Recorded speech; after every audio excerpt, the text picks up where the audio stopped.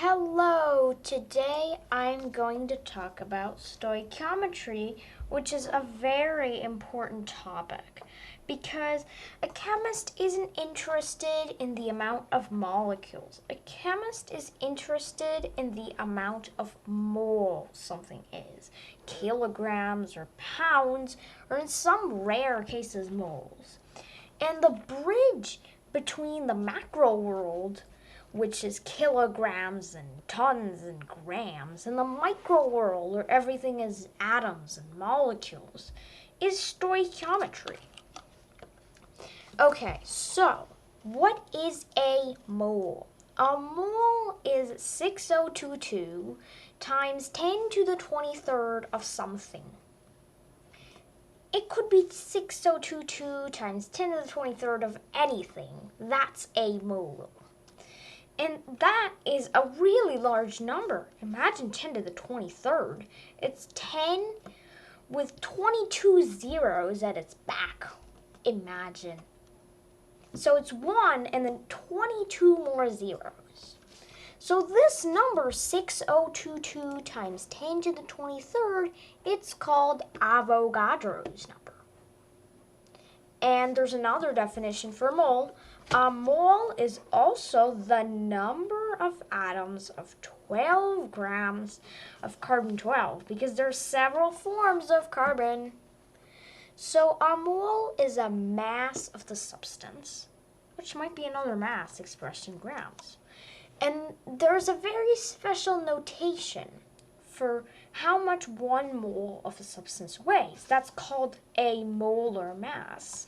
And you can find the molar mass on the periodic table. So what is percent composition? Well, how much of silicon does this compound contain?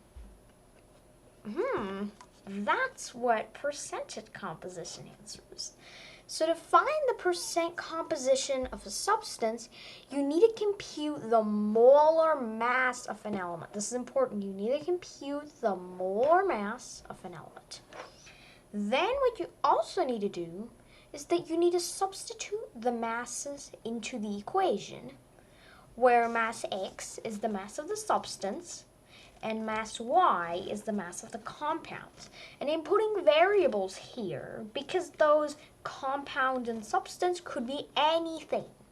Percentage X is equal to mass X divided by mass Y times 100. And then you need to repeat this process for every substance in the compound, or maybe a molecule. But in a molecule being quite easy, so it's better for compounds. And you should add the percentages together. And they should equal 100%. And if they don't equal 100%, they should equal something close. Like 100.001 is okay. It shouldn't add up to exactly 100%. If you go beyond the second significant figure and see there's a 1 somewhere, or a 9, or a 6, maybe like a few significant digits behind, then you're okay. But if your percentages add up to maybe 135%, then you should look at them a little bit more carefully. Okay, so empirical formulas. So the empirical formula states all elements in a compound. And you can determine the empirical formula when you know the percent composition of a compound. And we talked about percent composition in the previous slide. So the formula is where X is the name of a substance, so some amount of grams X times some amount of moles X times some other amount of grams X. Well, that might be super difficult, so let's just introduce an example that could be valid. So let's say we have 2.34 grams of nitrogen, and then we're going to multiply it by, let's say, 1 mole. Let's say there's 1 mole of nitrogen in this compound over 14 grams of nitrogen. And you should divide that. Those are possible names. Those are possible values. And those values should be provided in the problem. or at least something near them should be provided in the problem. Otherwise, you should use other formulas to find those values that will not be described here. So compare the moles of the substances. So you have two or more substances, like let's say you have 0,167 and 0,334. It's so difficult to describe as general terms that I need to describe this by an example. So for example, if we have 0,167 moles X and 0,334 moles Y, then we have 0,167 divided by 0,167 and 0,334 by 0,167. Okay, molecular formulas. So molecular formulas are sometimes equal to empirical formulas, but the molecular formulas can be derived from the empirical formula. So you should divide the actual molar mass, and you can determine the actual molar mass by just adding the molar masses of every element. And maybe, and this won't be accurate, so adding all the molar masses, but you also need to multiply by the subscripts. So the actual and then empirical molar mass. You should do the same thing for the empirical molar mass. And then you have the molecular formula. Sometimes the molecular formula is not equal to the empirical formula. Like for example, with NO2, the molecular formula is N2O4. But there might be a little bit of confusion if you say NO2, because there is a compound there could be a compound as the molecular formula of NO2. If you look at other properties, you need to check, like with valence electrons and all the items, if it could be possible to bind in such a way.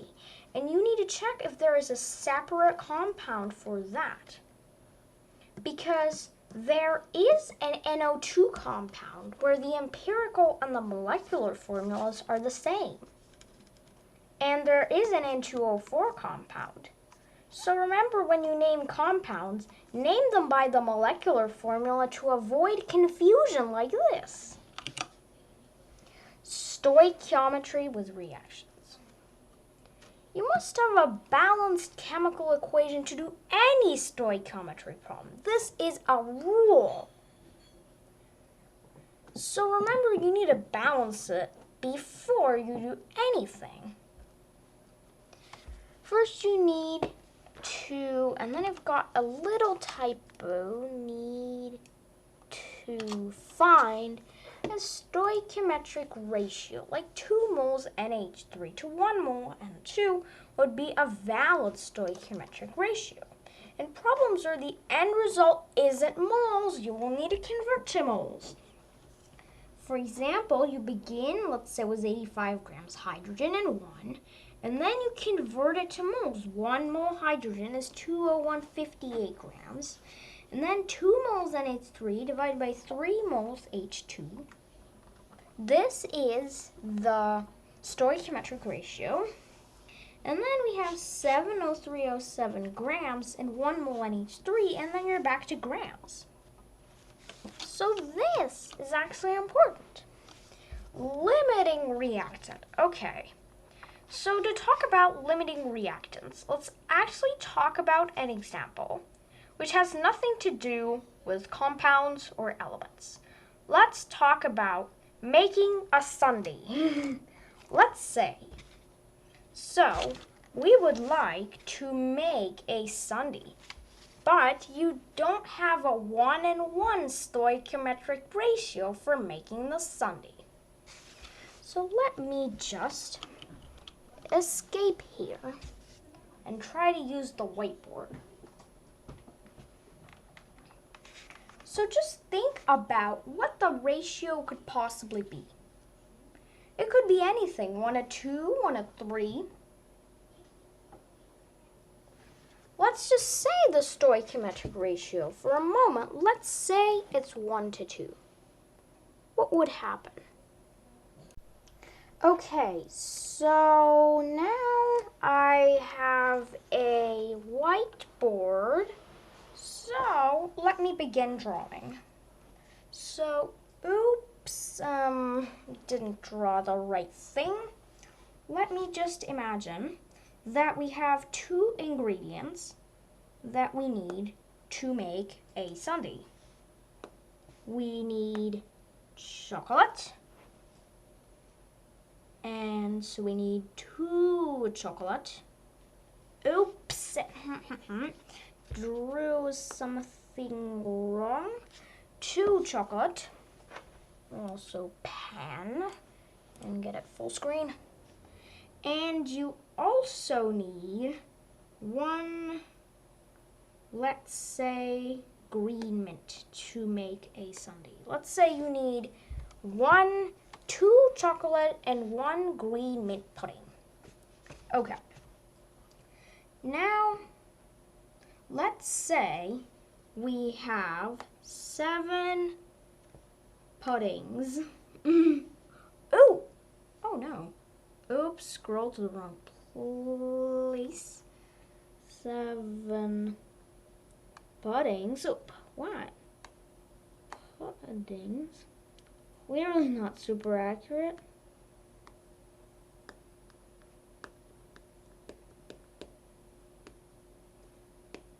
So let's say we have 7 puddings, and let's also say we have 9 chocolates.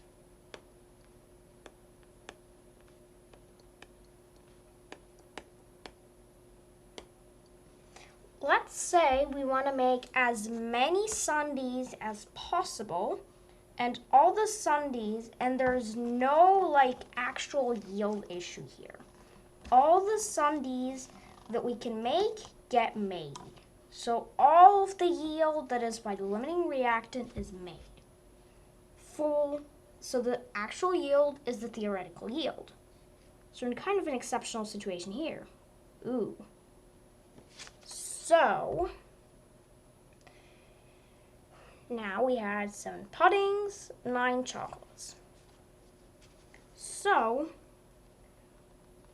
if we would have 7 puddings, then we could make 7 sundaes.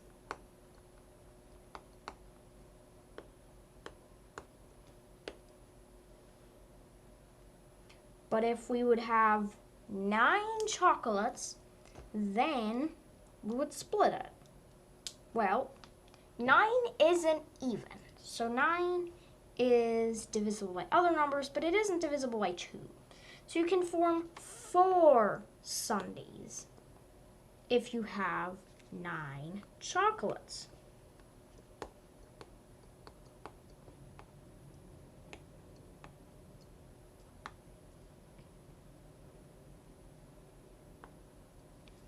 Four sundaes, 7 sundaes, and 4 sundaes.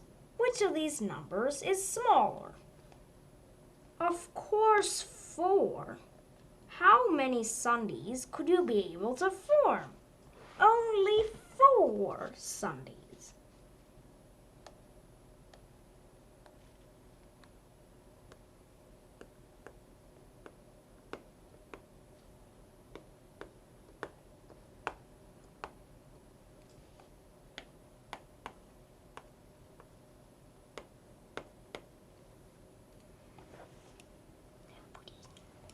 So only 4 sundaes. Clearly that is much more understandable. But now let's go back to molecules and moles and compounds. Okay, so to find the limiting reactant in stoichiometric problems, not in sundae problems, you should first convert grams to moles. And then you should divide by the coefficient in the balanced chemical equation.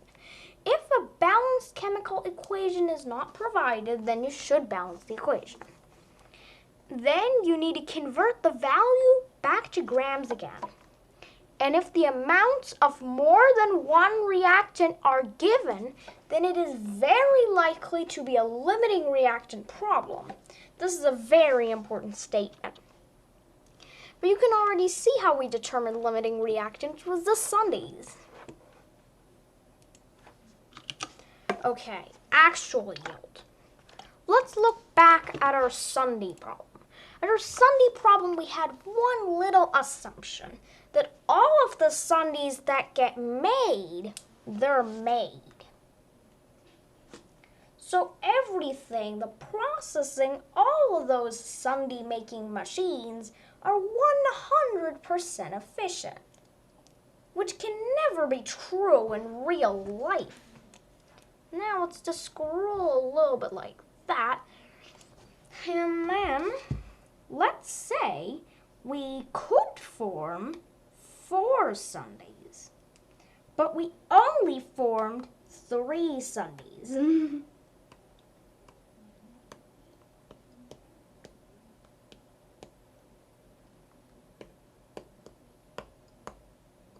What is the percentage yield of the Sunday making machines?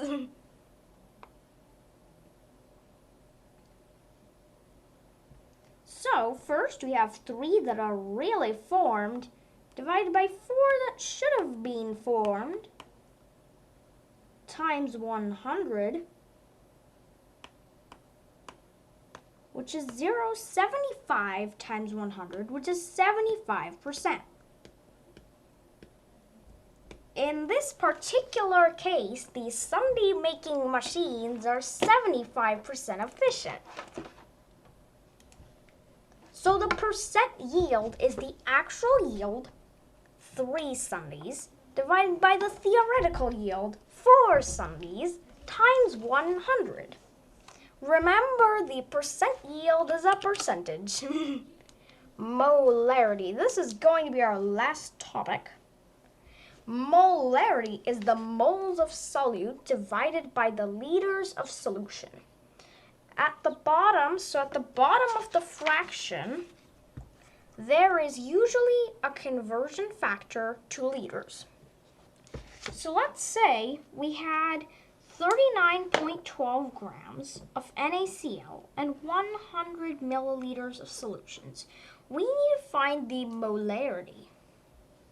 So first we have the 39.12 grams NaCl multiplied by 1 mole NaCl at the top of the subfraction and 58.45 grams NaCl at the bottom, divided by 100 milliliters times 1 liter over 100 milliliters.